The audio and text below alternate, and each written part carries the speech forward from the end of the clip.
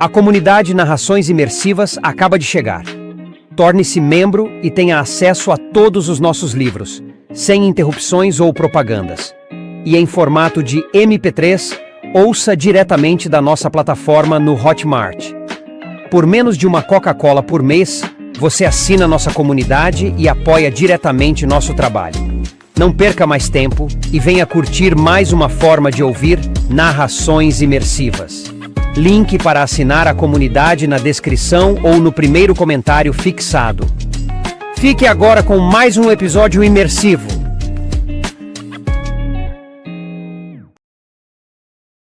Percy Jackson e os Olimpianos. Escrito por Rick Riordan.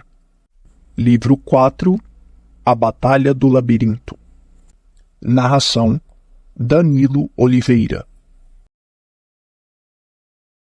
Capítulo 12. Tiro férias permanentes. Acordei com a sensação de que ainda estava pegando fogo. Minha pele ardia. Minha garganta parecia tão seca quanto areia. Vi um céu azul e árvores acima de mim. Ouvi uma fonte gorgolejando e senti o cheiro de junípero, de cedro e de mais um punhado de outras plantas que têm aroma adocicado. Também ouvi ondas quebrando delicadamente em uma costa rochosa. Cogitei se não estaria morto, mas sabia que não. Eu já estivera na terra dos mortos, e lá não havia céu azul. Tentei me sentar. Tinha a sensação de que meus músculos estavam derretendo. "Fique quieto", disse uma voz de garota. "Você está fraco demais para se levantar." Ela pôs um pano molhado em minha testa.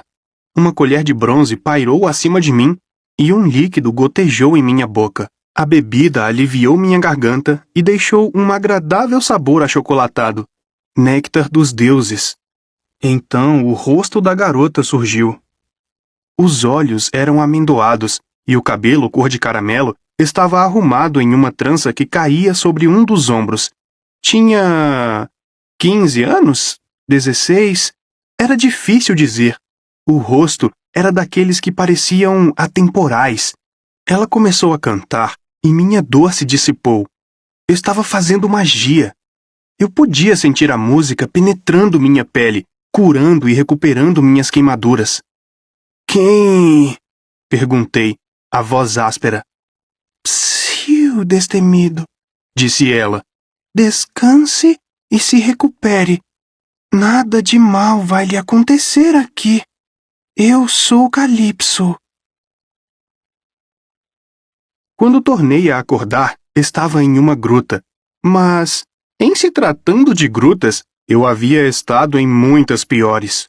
O teto brilhava com formações de cristal de cores diferentes. Branco, púrpura e verde. Como se eu estivesse dentro de um daqueles pedaços de geode que se vêem em lojas de lembrancinhas. Estava deitado em uma cama confortável, com travesseiros de plumas e lençóis de algodão branco.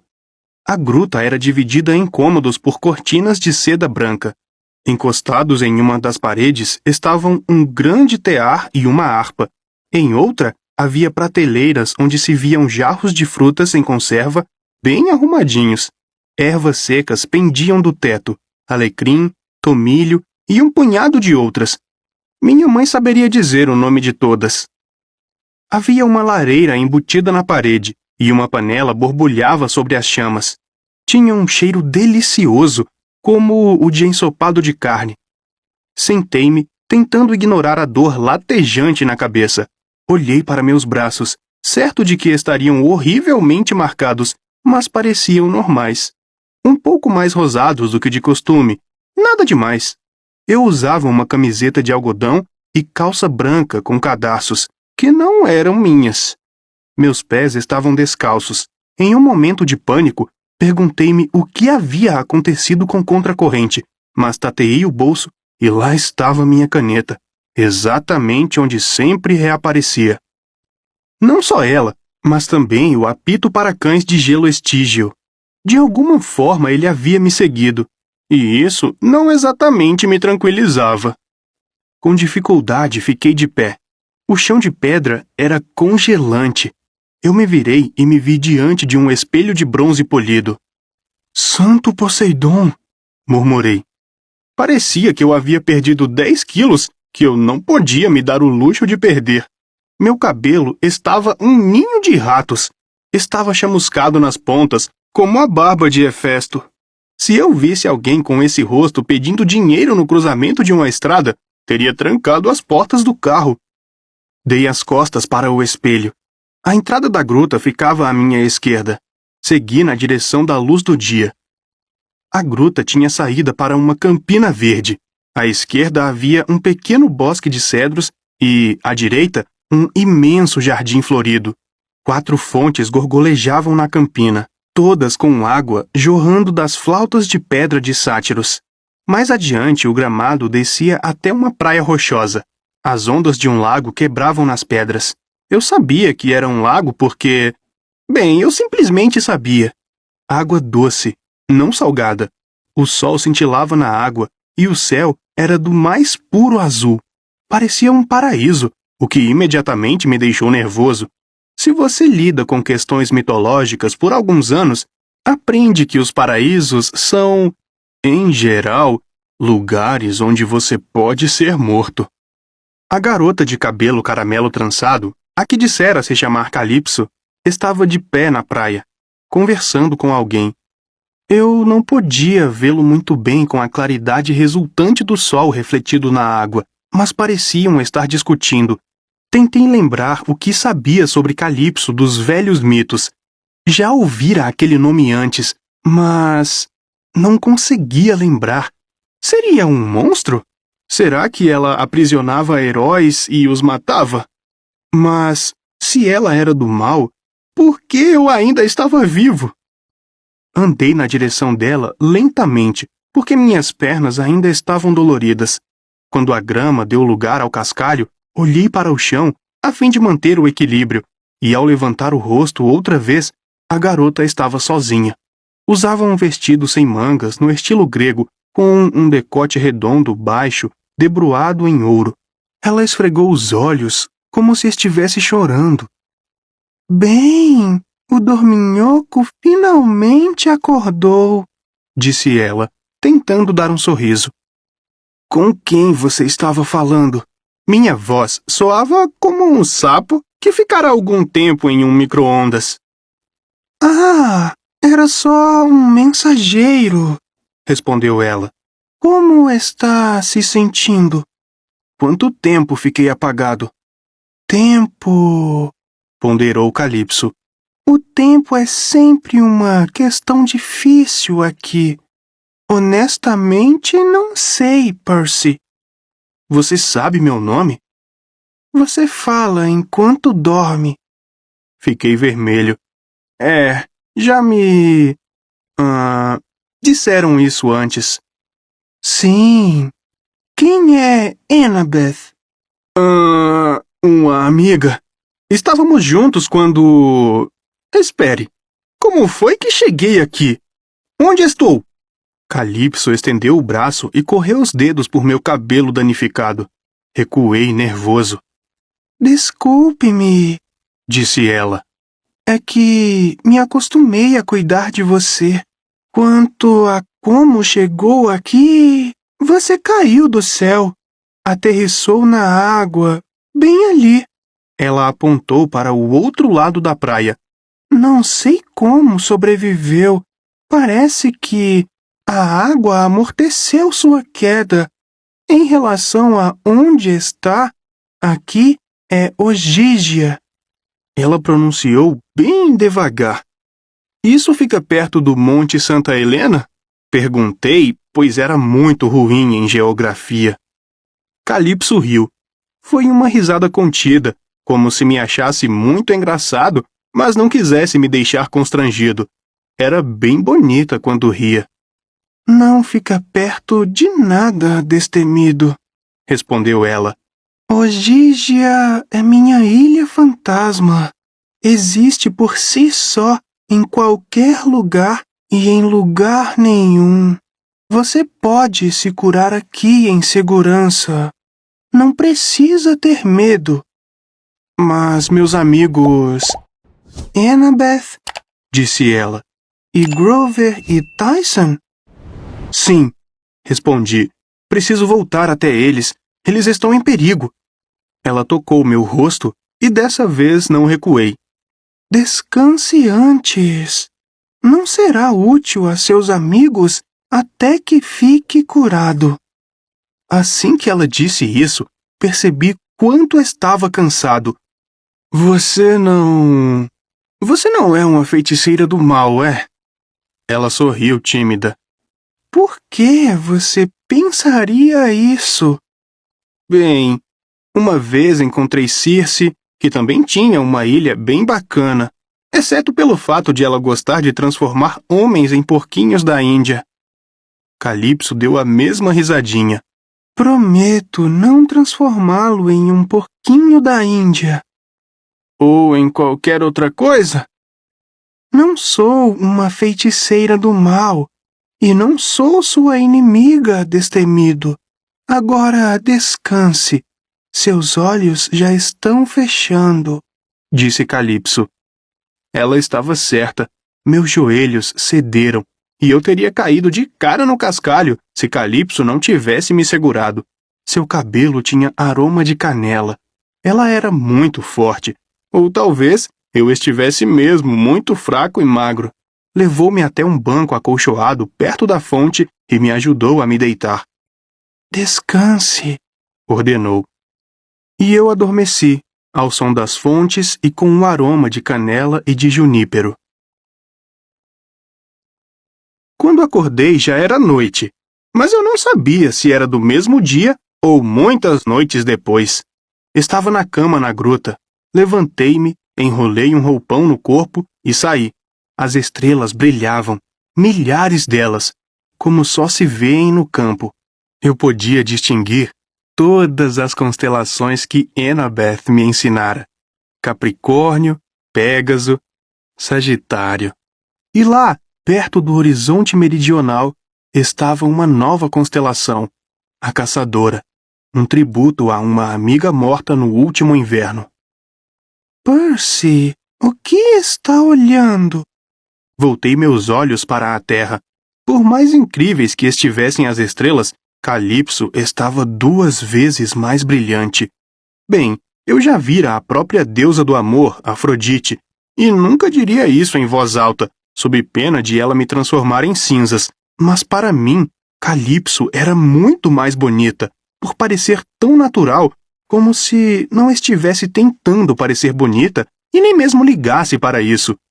Ela simplesmente era. Com o cabelo trançado e o vestido branco, parecia brilhar ao luar. Segurava uma planta minúscula, de flores prateadas e delicadas. Eu só estava olhando... Surpreendi-me, fitando o rosto dela. Esqueci. Ela riu com doçura. Bem, já que está de pé, pode me ajudar a plantar isto. Ela me entregou a planta, que tinha um torrão de terra nas raízes. As flores cintilavam enquanto eu a segurava. Calypso pegou a pá de jardinagem e levou-a à extremidade do jardim, onde começou a cavar. Isto é enlace lunar, explicou Calypso. Só pode ser plantada à noite. Observei a luz prateada tremeluzir em torno das pétalas. O que ela faz? Faz? Refletiu Calypso. Na verdade, ela não faz nada, eu suponho. Ela vive, dá luz, oferece beleza. Precisa fazer algo mais? Creio que não, eu disse. Ela pegou a planta e nossas mãos se encontraram. Seus dedos eram quentes. Ela plantou o enlace lunar e deu um passo atrás, examinando o trabalho. Adoro meu jardim. É incrível, concordei. Bem, eu não era exatamente fã de jardins, mas Calypso tinha caramanchões cobertos com rosas de 6 cores diferentes, treliças cheias de madressilvas, fileiras de videira repletas de uvas vermelhas e roxas que teriam feito Dioniso se ajoelhar. Lá em casa, minha mãe sempre quis um jardim. Eu disse. Por que ela não planta um? Bem, moramos em Manhattan, em um apartamento. Manhattan? Apartamento? Fiteia. Você não sabe do que estou falando, sabe? Receio que não. Eu não saio de Ogígia há muito tempo. Bem, Manhattan é uma cidade grande, sem muito espaço para jardins. Calypso franziu a testa. Que triste! Hermes aparece aqui de vez em quando e me conta que o mundo lá fora mudou muito, mas eu não sabia que tinha mudado tanto que não se pode ter jardins. Por que você não sai da ilha? Ela baixou os olhos. É meu castigo. Por quê? O que você fez? Eu? Nada. Mas receio que meu pai tenha feito muito. O nome dele é Atlas. O nome fez um arrepio percorrer minhas costas. Eu havia conhecido o Titã Atlas no inverno anterior, e não fora um encontro feliz. Ele tentara matar quase todo mundo de quem eu gostava. Ainda assim, eu disse, hesitante, não é justo punir você pelo que seu pai fez. Conheci outra filha de Atlas. O nome dela era Zoe. Era uma das pessoas mais corajosas que já vi. Calypso me observou por um longo momento. Seus olhos estavam tristes. O que foi? Perguntei. Você já está curado, meu destemido? Acha que estará pronto para partir em breve? O quê? Perguntei. Não sei. Movimentei minhas pernas. Ainda estavam doloridas. Eu já estava me sentindo tonto por ficar tanto tempo de pé. Quer que eu vá? Sua voz falhou. Vejo você de manhã. Durma bem. E saiu correndo para a praia. Eu estava confuso demais para tomar qualquer providência além de observá-la até que desaparecesse na escuridão. Não sei exatamente quanto tempo se passou. Como disse Calypso, era difícil precisá-lo na ilha. Eu sabia que deveria ir embora. Na melhor das hipóteses, meus amigos estariam preocupados.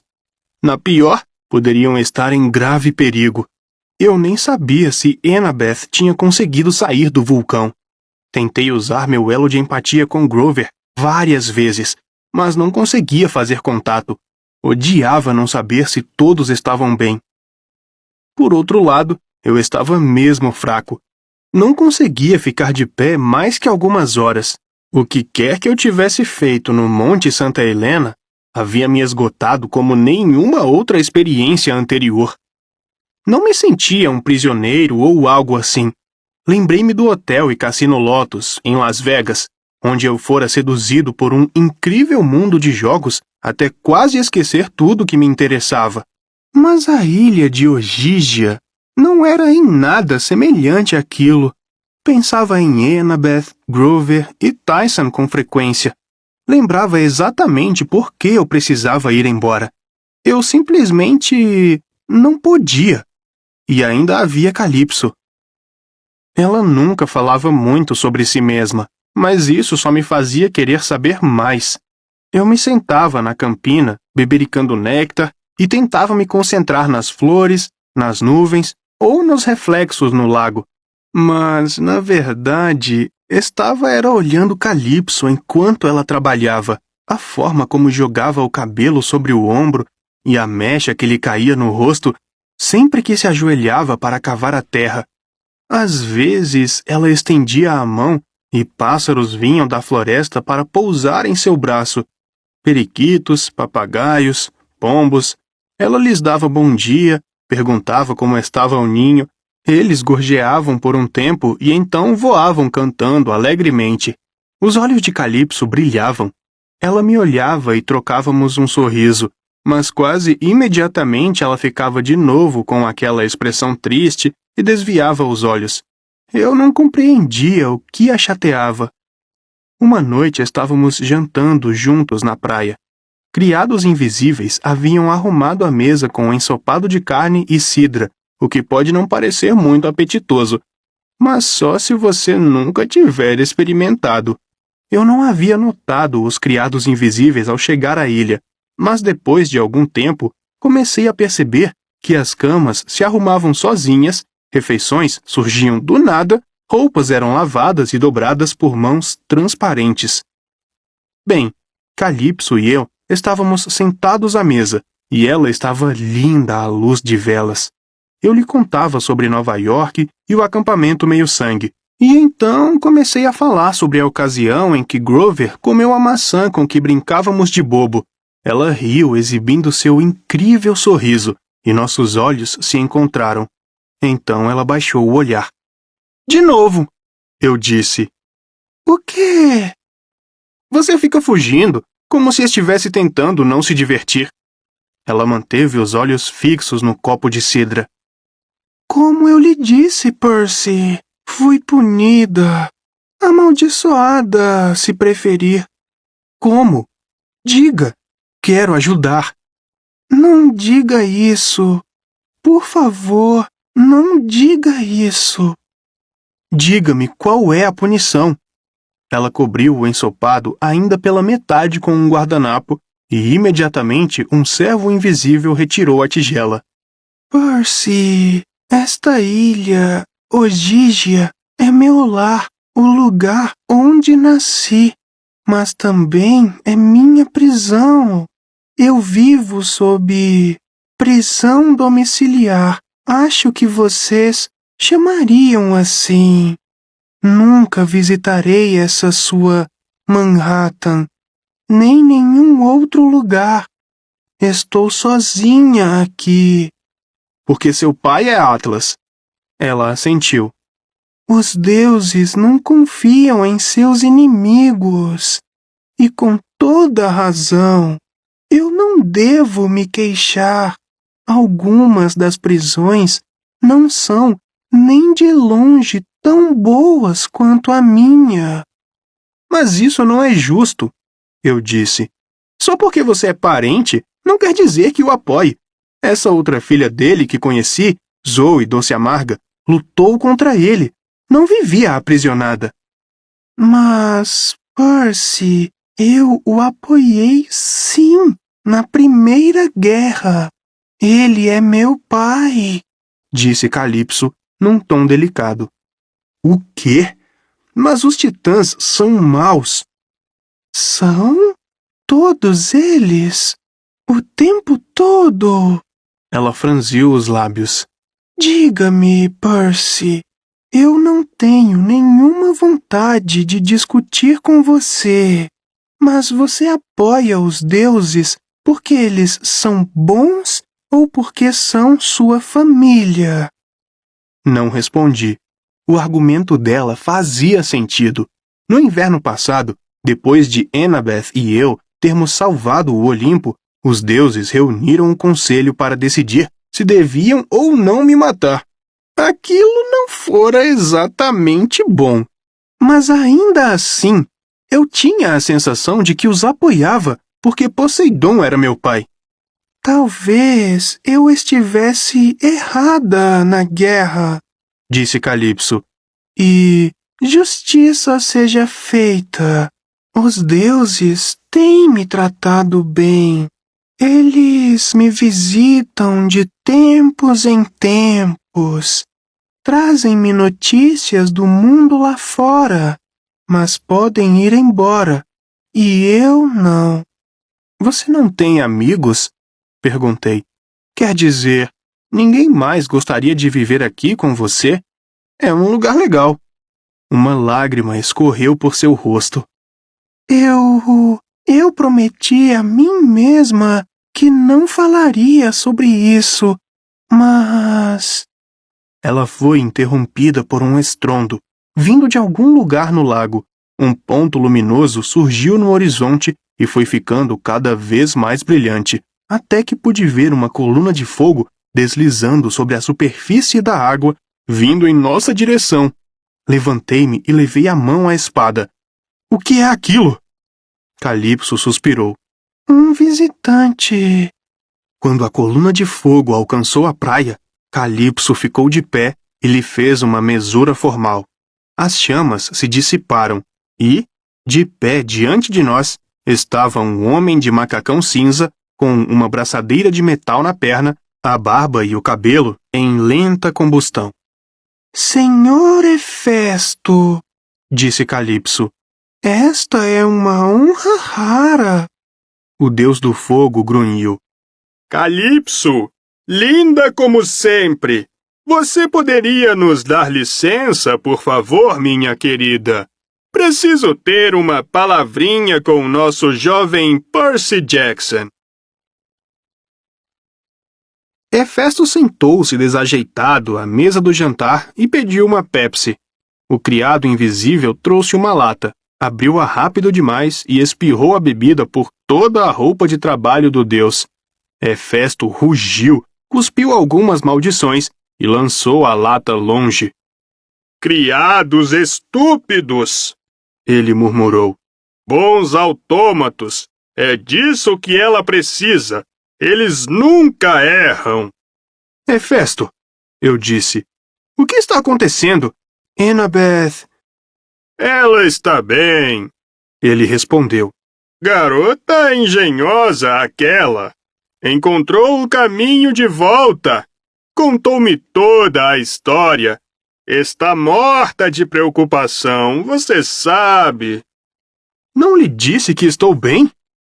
Isso não cabe a mim, afirmou Hefesto. Todos pensam que você está morto. Eu precisava ter certeza de que você voltaria antes de começar a dizer a todos onde você estava. O que quer dizer? Perguntei. É claro que vou voltar. Hefesto me fitou com ceticismo. Pegou algo no bolso, um disco de metal do tamanho de um iPod. Apertou um botão e o objeto se expandiu, tornando-se uma mini TV de bronze. Na tela, via-se a imagem do Monte Santa Helena, uma imensa pluma de fogo e cinzas ascendendo ao céu. Ainda não há certeza quanto às outras erupções, dizia o apresentador do telejornal. As autoridades ordenaram a evacuação de quase 500 mil de pessoas como precaução. Enquanto isso, as cinzas já alcançaram o Lago Tahoe e Vancouver, e toda a área do Monte Santa Helena está fechada ao tráfego em um raio de 150 quilômetros. Embora nenhuma morte tenha sido notificada, ferimentos leves e doenças incluem... Hefesto desligou o aparelho. Você causou uma explosão e tanto! Eu fitava a tela de bronze apagada. 500 mil de pessoas evacuadas? Ferimentos, doenças... O que eu tinha feito? Os teuquines foram dispersados, disse-me o Deus. Alguns acabaram pulverizados. Outros escaparam, sem dúvida. Não creio que usarão minha forja tão cedo agora. Por outro lado, tampouco eu posso usá-la. A explosão fez Typhon agitar-se em seu sono. Precisamos esperar e ver. Eu não poderia tê-lo libertado, poderia? Quer dizer, não sou assim tão poderoso. Ah, não é tão poderoso? O Deus resmungou. Está brincando comigo. Você é filho do Deus dos terremotos, rapaz. Não conhece sua própria força. Essa era a última coisa que eu queria que ele falasse. Eu não tivera controle sobre mim mesmo naquela montanha. Havia liberado tanta energia que quase me transformara em vapor, drenara de mim toda a vida. Agora eu descobria que quase destruíra o noroeste americano e quase acordara o monstro mais terrível já aprisionado pelos deuses. Talvez eu fosse perigoso demais. Talvez fosse mais seguro para meus amigos pensar que eu estava morto. E quanto a Grover e Tyson? Perguntei. Hefesto sacudiu a cabeça. Nenhuma notícia. Lamento. Suponho que ainda estejam no labirinto. Então, o que devo fazer? Hefesto estremeceu. Nunca peça conselho a um velho aleijado, rapaz. Mas isso eu vou lhe dizer. Conhece minha mulher? Afrodite. Ela mesma. Ela é astuta, rapaz. Tome cuidado com o amor. Ele distorce suas ideias e faz você pensar que em cima é embaixo e que o certo é errado. Pensei em meu encontro com Afrodite no deserto, no banco traseiro de um Cadillac branco, no ano anterior. Ela me dissera que tinha um interesse especial por mim e que dificultaria minha vida amorosa simplesmente porque gostava de mim. Isso faz parte do plano dela? Foi ela quem me fez cair aqui? Perguntei. Possivelmente. É difícil dizer quando se trata dela, mas para o caso de você resolver sair daqui, e não estou dizendo que isso seja certo ou errado, eu havia lhe prometido uma resposta por sua missão. Prometi-lhe o caminho até Dédalo. Bem, a questão é, minha resposta nada tem a ver com o fio de Ariadne. Não mesmo. Certamente, o fio funciona. É atrás dele que o exército do Titã irá. Mas a melhor forma de se orientar no labirinto... Teseu teve a ajuda da princesa, e ela era uma simples mortal. Nenhuma gota de sangue dos deuses nas veias, mas era inteligente e conseguiu enxergar, rapaz. Conseguiu enxergar com muita clareza. Então, o que eu estou dizendo é que acho que você sabe como se nortear no labirinto.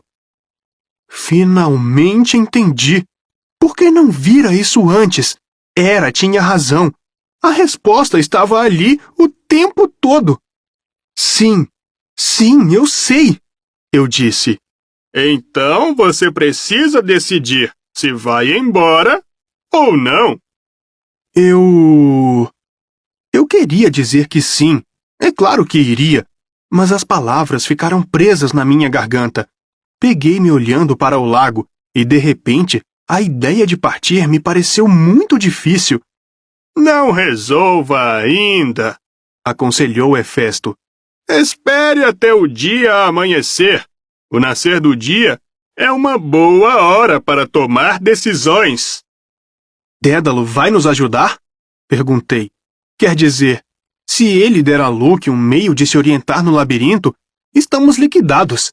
Vi em um sonho que Dédalo matou o sobrinho. Tornou-se um homem amargo, colérico e... Não é simples ser um inventor brilhante, resmungou Hefesto. Sempre sozinho, sempre incompreendido. É fácil tornar-se amargo, cometer erros horríveis. É mais difícil trabalhar com pessoas que com máquinas. E quando você destrói uma pessoa, não pode consertá-la. Hefesto limpou as últimas gotas de Pepsi do macacão. Dédalo começou muito bem.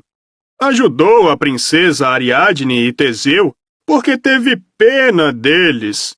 Tentou fazer uma boa ação. E tudo na vida dele deu errado por causa disso. É justo? O deus deu de ombros. Não sei se Dédalo vai ajudar vocês, rapaz. Mas não julgue ninguém até ter estado em sua forja e trabalhado com seu martelo, ok? Eu vou tentar. Hefesto ficou de pé. Até logo, rapaz. Você fez bem ao destruir os teuquines. Para mim, sempre será lembrado por isso. Aquele até logo soou bastante conclusivo. Então ele se transformou em uma coluna de chamas e o fogo deslizou sobre a água, voltando para o mundo lá fora. Caminhei ao longo da praia por várias horas. Quando finalmente voltei à campina, Era já muito tarde, talvez umas 4 ou 5 da manhã, mas Calypso ainda estava no jardim, cuidando das flores à luz das estrelas. Seu enlace lunar brilhava, prateado, e as outras plantas respondiam à magia, brilhando vermelhas, amarelas e azuis. Ele ordenou que você voltasse, adivinhou Calypso. Bem, não exatamente ordenou. Ele me deu uma escolha. Os olhos dela encontraram os meus. Prometi que não ofereceria. Oferecer o quê? A você que fique. Ficar? Eu disse. Tipo, para sempre? Você seria imortal nesta ilha. Ela disse baixinho. Nunca envelheceria ou morreria. Poderia deixar a luta para os outros, Percy Jackson. Poderia escapar à sua profecia. Eu a fitei, atônito. Assim, simplesmente? Ela assentiu. Assim, simplesmente. Mas, meus amigos... Calypso se levantou e segurou minha mão. Seu toque enviou uma onda de calor por meu corpo. Você perguntou sobre a minha maldição, Percy. Eu não queria lhe dizer, mas a verdade é que os deuses me mandam companhia de tempos em tempos. A cada 1000 anos aproximadamente, eles permitem que um herói seja trazido até minhas praias. Alguém que precise de minha ajuda. Cuido dele e me torno sua amiga, mas nunca é por acaso. As parcas cuidam para que o tipo de herói que enviam... Sua voz tremeu e ela teve de parar. Apertei mais a mão dela. O que foi? O que eu fiz para deixar você triste? Elas enviam uma pessoa que não pode ficar. Ela sussurrou. Que não pode aceitar minha oferta de companhia por mais do que algum tempo. Elas me mandam um herói por quem eu não consigo... O tipo de pessoa por quem não consigo evitar me apaixonar. A noite estava silenciosa, exceto pelo gorgolejo das fontes e pelas ondas batendo na praia. Levei muito tempo para perceber o que ela estava dizendo. Eu? Perguntei. Se pudesse ver seu rosto... Ela reprimiu um sorriso, embora os olhos ainda estivessem lacrimosos. É claro que é você. É por isso que você vem fugindo de mim o tempo todo? Tentei com afinco, mas não consegui. As parcas são cruéis. Elas me mandaram você, meu destemido, sabendo que você partiria meu coração. Mas eu sou apenas... Quer dizer, sou apenas eu. Isso basta, garantiu Calypso. Disse a mim mesma que não falaria disso. Deixaria você ir sem lhe oferecer que ficasse. Mas não posso. Suponho que as parcas sabiam disso também. Você poderia ficar comigo, Percy. Receio que esta seja a única maneira de me ajudar. Olhei para o horizonte. Os primeiros veios vermelhos da aurora iluminavam o céu. Eu poderia ficar ali para sempre, desaparecer da terra. Poderia viver com Calypso, com criados invisíveis, satisfazendo todas as minhas necessidades. Poderíamos cultivar flores no jardim, conversar com os pássaros e andar pela praia sob um céu perfeitamente azul, sem guerras, sem profecias, sem tomar partido. Não posso, eu lhe disse. Ela baixou os olhos triste. Eu nunca faria nada para magoá-la, continuei. Mas meus amigos precisam de mim. Sei como ajudá-los agora. Preciso voltar. Ela colheu uma flor do jardim, um pequeno ramo de enlace lunar prateado. Seu brilho se apagava à medida que o sol se erguia. O nascer do dia é uma boa hora para tomar decisões, dissera Hefesto. Calipso enfiou a flor no bolso de minha camiseta. Ela ficou na ponta dos pés e me deu um beijo na testa como uma bênção. Então venha para a praia, meu herói, e vamos colocá-lo em seu caminho. A jangada era uma plataforma de 1 metro quadrado, feita de troncos amarrados, com um poste como mastro e uma simples vela de linho branco. Não parecia resistente o bastante para o mar, ou mesmo para o lago. Vai levá-lo aonde você quiser, prometeu Calipso. É bastante segura. Peguei sua mão, mas ela a puxou da minha. Talvez eu possa visitá-la, disse. Ela sacudiu a cabeça. Nenhum homem encontra Ogígia 2 vezes, Percy. Quando partir, nunca mais o verei. Mas... Vá, por favor. Sua voz falhou. As parcas são cruéis, Percy. Apenas se lembre de mim. Então, um leve vestígio de seu sorriso voltou. Plante um jardim em Manhattan por mim, ok? Eu prometo. Subi na jangada. Imediatamente ela começou a se afastar da praia. Enquanto velejava, avançando no lago, eu me dei conta de que as parcas eram mesmo cruéis. Elas enviavam para Calipso alguém que ela não conseguiria deixar de amar. Mas era uma via de mão dupla. Pelo restante da vida eu pensaria nela. Calipso seria sempre meu maior.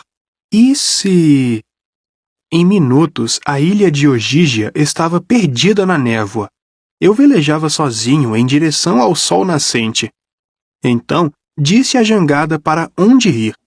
Falei o nome do único lugar que me ocorreu, pois eu precisava de consolo e de amigos. Acampamento Meio-Sangue, anunciei. Leve-me para casa.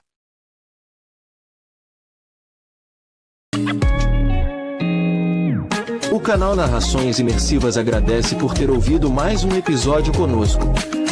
Acompanhe nossa página no Instagram e fique por dentro de todas as novidades do canal.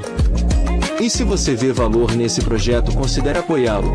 Faça parte da nossa comunidade no Hotmart. Até a próxima com mais uma narração imersiva.